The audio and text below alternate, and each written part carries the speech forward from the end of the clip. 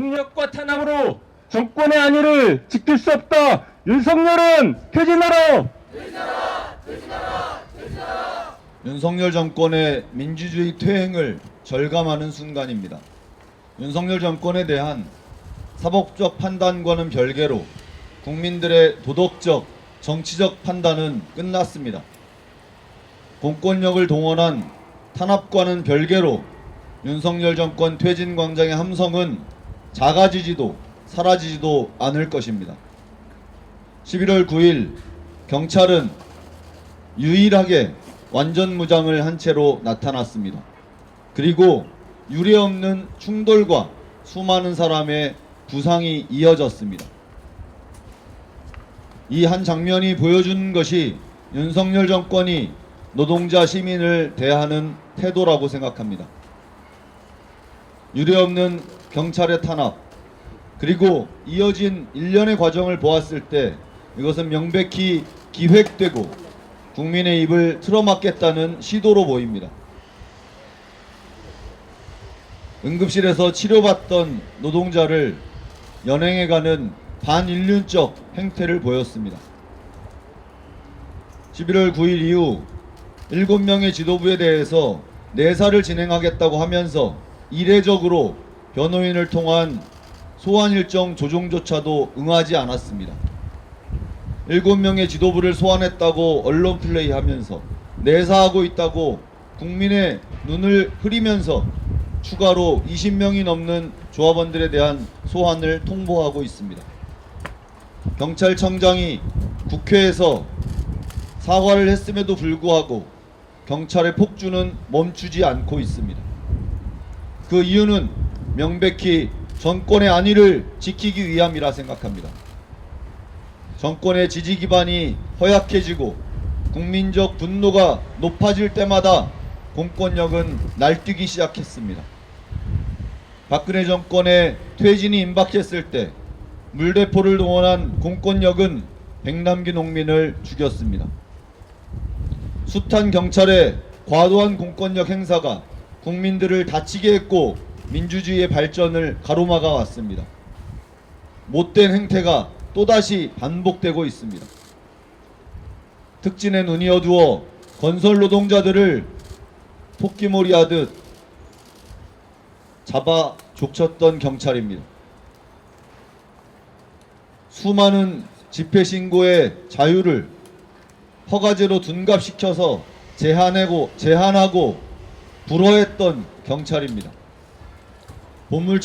본물처럼 터져나오는 윤석열 정권 퇴진의 함성을 경찰의 공권력으로 절대 막을 수 없다는 것은 역사를 통해서 증명되고 있습니다. 저는 오늘 경찰 조사에 임하면서 있는 그대로 사실 그대로 진술할 것입니다. 우리는 잘못이 없기 때문입니다.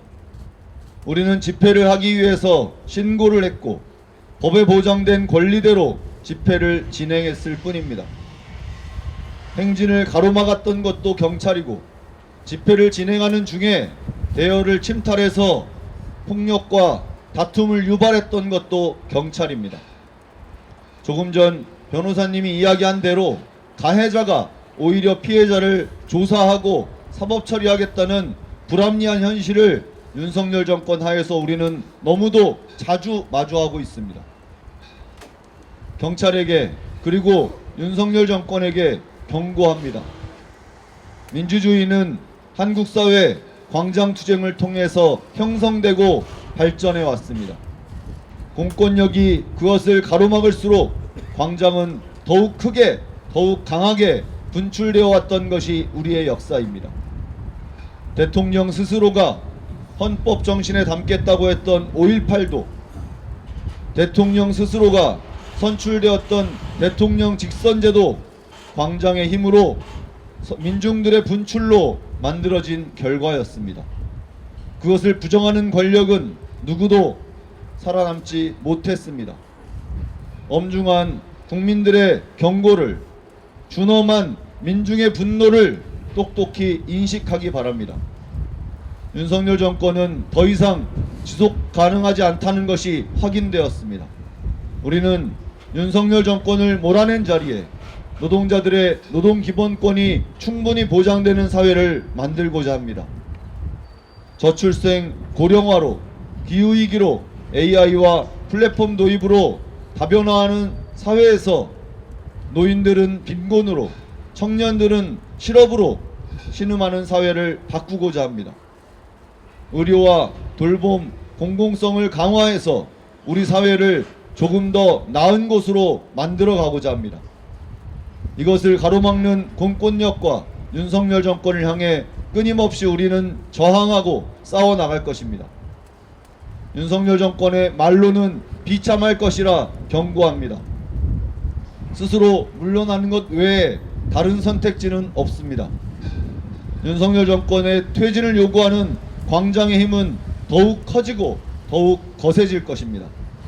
공권력의 탄압에 굴하지 않고 싸우겠습니다.